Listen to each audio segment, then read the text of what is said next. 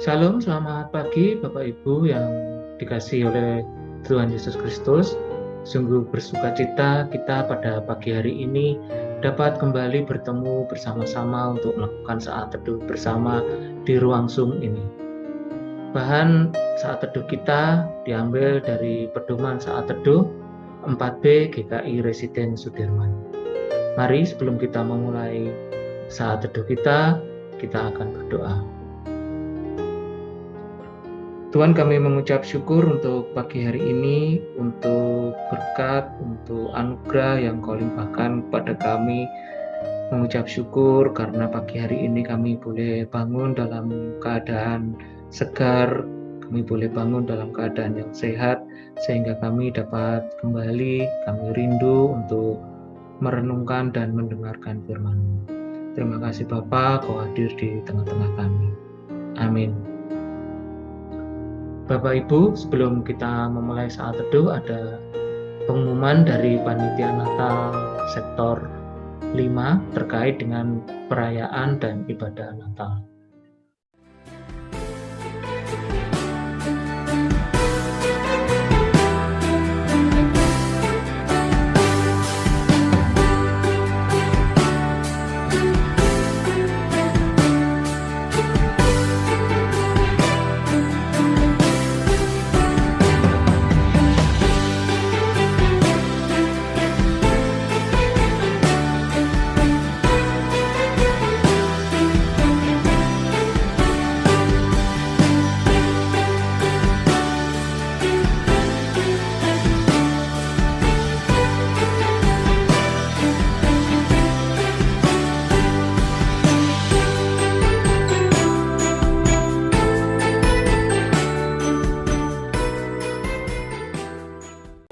Firman Tuhan dari Yesaya 35 ayat 3 sampai dengan 7. Kuatkanlah tangan yang lemah lesu dan teguhkanlah lutut yang goyah. Katakanlah kepada orang-orang yang tawar hati, kuatkanlah hati, janganlah takut. Lihatlah, Allahmu akan datang dengan pembalasan dan dengan ganjaran Allah. Ia sendiri datang menyelamatkan kamu. Pada waktu itu, mata orang buta akan dicelikkan dan telinga orang tuli akan dibuka. Pada waktu itu orang lumpuh akan melompat seperti rusa dan mulut orang bisu akan bersorak-sorai, sebab mata air memancar di padang gurun dan sungai di padang belantara. Tanah pasir yang hangat akan menjadi kolam dan tanah kersang menjadi sumber-sumber air. Di tempat serigala berbaring akan tumbuh tebu dan pandan. Demikianlah firman Tuhan. Hidup yang penuh dengan tantangan dan penderitaan bukanlah merupakan sebuah pilihan, tetapi menjadi bagian yang harus dijalani oleh setiap orang. Ada kalanya seseorang akan mencari pelarian melalui hal-hal yang menjauh dari jalan Allah dan menutup diri dari kehidupan dunia, sehingga membuatnya menjadi terkekang. Dalam kondisi yang serba tak menentu, seharusnya orang percaya perlu mengambil sikap untuk tetap mendekat pada karya keselamatan Allah yang memberikan sukacita atas kerapuhan manusia.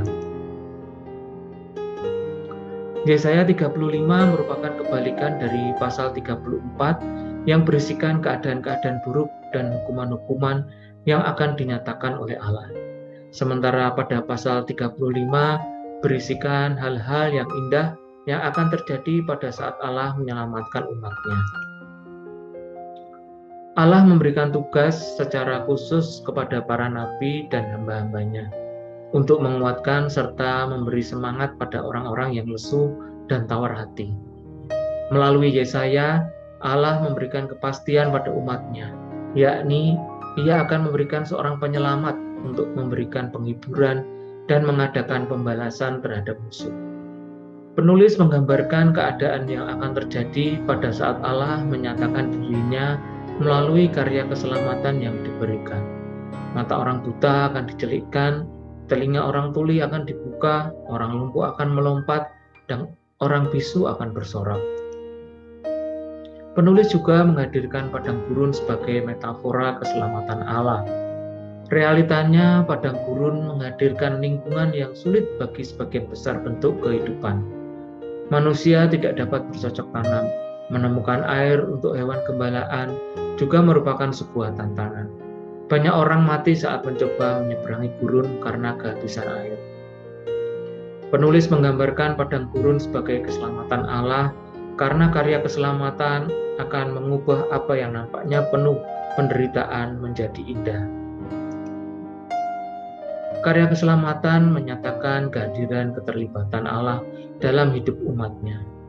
Secara keseluruhan melalui bacaan ini, kita diingatkan bahwa pada saat Allah hadir dan terlibat aktif dalam diri kita, maka karya keselamatannya akan memberikan sukacita yang sempurna. Bahkan kita juga semakin memiliki kerinduan untuk menyatakan kehadiran dan karya keselamatan Allah bagi sesama. Marilah kita merenungkan, apakah yang Bapak Ibu Saudara rasakan ketika Tuhan hadir dalam kehidupan sehari-hari? Ada begitu banyak yang kita rasakan dan syukuri ketika Tuhan hadir memimpin dan menyelamatkan kehidupan kita. Ia memberi ketenangan, kedamaian, dan sukacita yang mampu menghentikan kepanikan serta ketakutan dalam hidup. Oleh karena itu, marilah kita senantiasa belajar peka pada kehadiran Tuhan. Kita akan melakukan tindakan sebagai ucapan syukur atas kehadiran Allah dalam hidup kita. Kita akan memberi diri untuk berjalan bersama dengan Allah dan menyatakan kasih kuasa-Nya dalam gaya hidup sehari-hari. Mari kita berdoa. Tuhan, terima kasih atas karya keselamatan-Mu yang menolong hidupku. Mampukanku untuk mensyukuri kehadiran-Mu dengan selalu berjalan bersama-Mu baik dalam suka dan duka. Terima kasih Tuhan untuk firman-Mu pada pagi hari ini. Di dalam nama Yesus kami berdoa dan mengucapkan syukur. Amin.